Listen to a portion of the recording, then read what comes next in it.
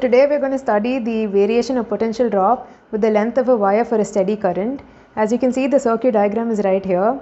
The positive terminal of the battery is connected to one end of the potentiometer, which is end A, and that's connected in parallel to the positive terminal of the voltmeter, and the negative terminal of the voltmeter is connected to the jockey, which is then connected to the second end of the potentiometer, end B. This is connected to the rheostat, which is then connected to the negative terminal of the battery.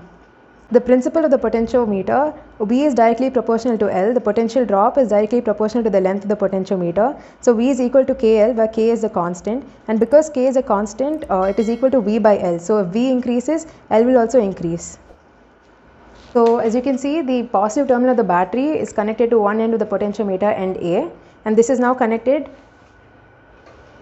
to the positive terminal of the voltmeter. The negative terminal of the voltmeter is connected to your jockey. The second end of the potentiometer, NB, is connected to the rheostat, and this is then connected to the negative terminal of the battery. So when you switch on the battery and when you keep the jockey at 50 centimeter, you see that there is a deflection in your voltmeter.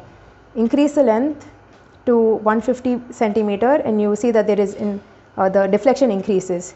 As you keep doing this for differing values of L, your deflection in the voltmeter also increases, proving that V is equal to KL, where K is your potential gradient. It's a constant, and as V keeps increasing, L also increases.